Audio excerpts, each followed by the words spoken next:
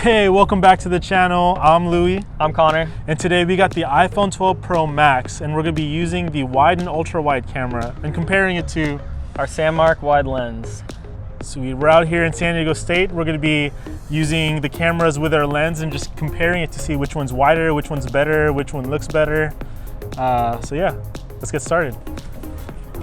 All right, so before we get started, let's talk about the specs of the iPhone 12 Pro Max. The wide camera comes with a f1.6 camera with stabilization, and the ultra wide camera on the iPhone comes at an f2.4 with a 120 degrees field of view. So we're gonna take our wide angle lens and we're gonna stack it on top of the wide camera and see how it compares and stacks up against the image quality of the native cameras. All right, let's get started. All right, just gonna line it up like this with that post sticking out right in the middle. That'll be the center. All right, now we're gonna do the wide lens here. For this first test, we're comparing these photos to see the differences of each setup. For the most part, all three images look great when it comes to color, sharpness, and dynamic range.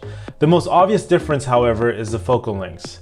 The native ultra wide being the widest, the native wide being the longer lens of the three, and our wide angle lens on top of the wide being in the middle.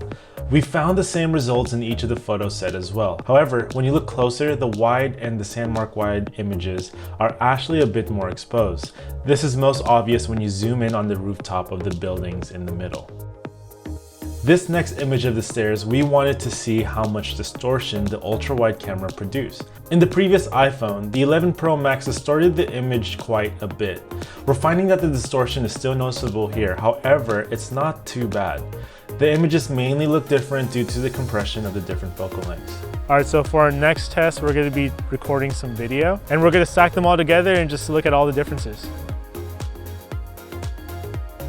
For video, we filmed all three shots at 24 frames per second for consistency. The results of the video were a bit different compared to the photos we just took. While all videos look sharp at the center, if we zoom in at the bottom, you can see the ultra-wide camera loses its details. Also, the image that our wide lens produces seems to fall right in the middle when it comes to temperature.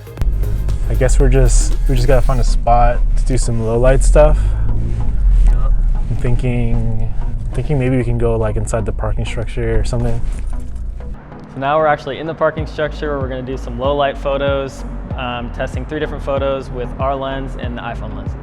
So when you're taking photos with the wide angle lens on the iPhone, just a regular wide angle camera, you could actually just take the photo straight up and it'll capture it. And we'll go over the quality of it in a little bit. But when you go to the ultra wide camera, it actually turns on night mode. So it's dark, it's too dark to the point where like the camera actually needs to turn on night mode for it to capture a photo. So you can see it kind of took a little bit longer. So that's interesting. But we'll take some photos and we'll kind of compare the 3 photos after this. So we added the wide angle lens on the iPhone and we're gonna test out to see if night mode comes out on top of the wide angle. If you look into the iPhone, night mode isn't activated and you could actually just take the photo regularly. So that's kind of cool to know. I guess because the ultra wide camera is an f2.4 lens, it doesn't take in much light compared to the wide angle. So it makes sense. The ultra wide camera is at a major disadvantage here because it cannot let as much light in as the wide camera. So there's more grain present on the ultra wide image. Both the Sandmark wide and the wide camera images look similar in terms of quality. Both have visible grain, but they're barely noticeable. This image of our car gave us the same results. The distortion is even more obvious in the image of the ultra wide if you look at the bottom where the other 2 are sharp. We're gonna grab some food, some dinner. Oh yeah. I guess before we move on, and when we get back, we're gonna do a low light, or not low light, we're gonna do a night mode test. All right, we just went and got food. Now we're gonna be testing out night mode on the iPhone 12. We're gonna take 3 photos here and see the differences between the 3 photos. So when we're taking our night photos here, with the wide lens, the auto night mode is only 1 second, but when we do ultra wide, it's actually 3 seconds. So now when we add our Sandmark wide angle lens, as you can see, we're still on the wide setting and it's only 1 second as it was before. Finally, night mode. From the start, the wide camera produces light flares. That is pretty annoying. The flares go away a little bit when our wide lens is on top, but it isn't visible with the ultra-wide camera. We shot all 3 of these photos without changing the night mode timer to make it a fair test. We simply just aimed and shot. The ultra-wide camera was at a constant 3 seconds, again because of the aperture difference, while the wide camera and the sandmark lens on the wide camera stayed at 1 second each. Looking at the bushes below, the details are once again lost in the ultra-wide shot, while the wide camera preserves them with or without a lens. In this image, we got the same results, but we wanted to point out the flares in the skies, the ultra-wide being the worst to produce them while the wide camera had the best image. Regardless, it's impressive that the iPhone today can shoot long exposures and create light trails similar to bigger cameras. As for video at night, the ultra-wide is nearly unusable with the skies being pitch black. The wide lens is a good alternative if you're needing a wider shot than what the wide camera has to offer in low light.